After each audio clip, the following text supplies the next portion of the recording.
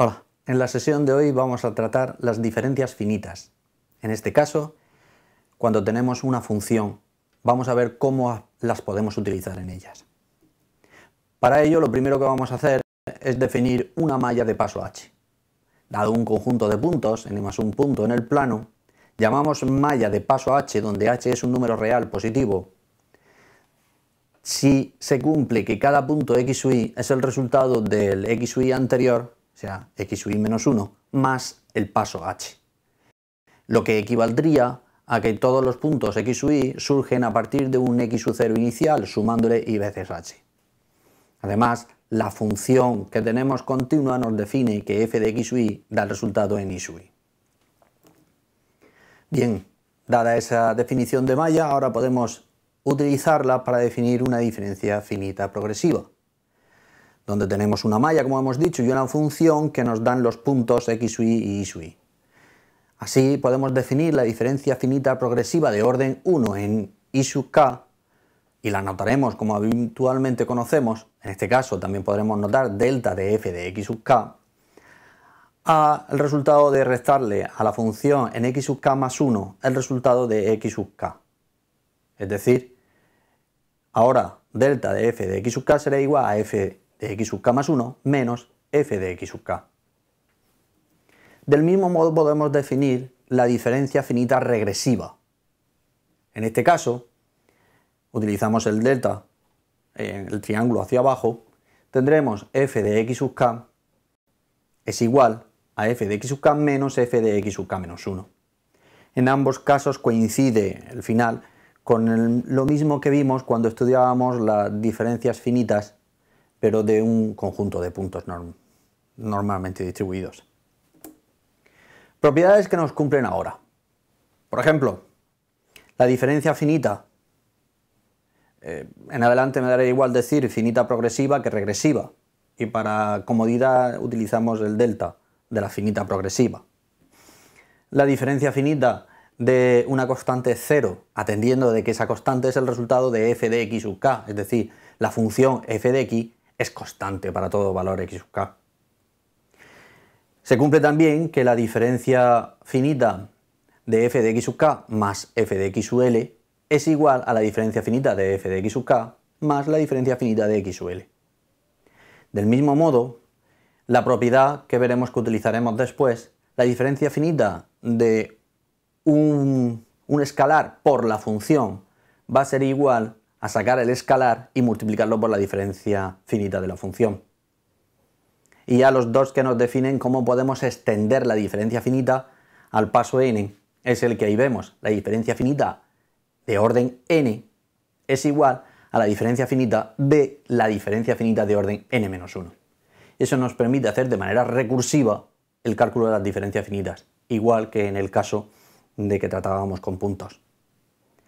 Por último, la propiedad de que la diferencia finita de orden n se le hace a la diferencia finita de orden m es equivalente a hacer la suma.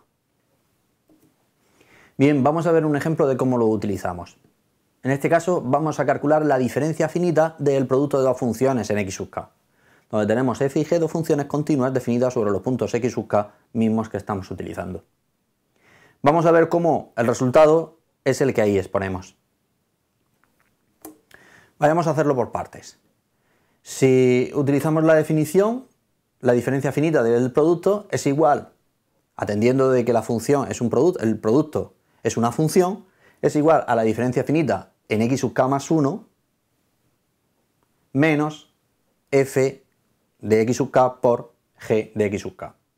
O sea, hemos sustituido simplemente el valor de x sub k por x sub k más 1 menos y el restamos el mismo. Esa es la definición de diferencia finita.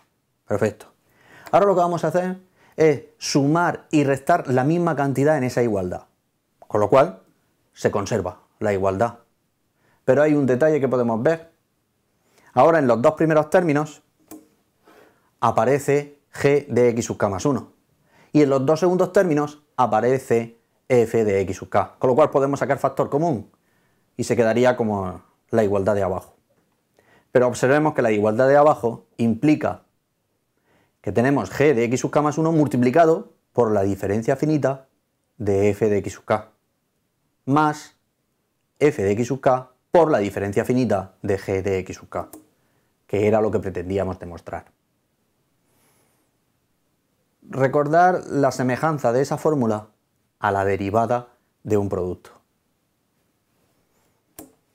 Bien, las diferencias finitas de orden n se pueden establecer de manera mediante métodos combinatorios, utilizando el teorema del binomio.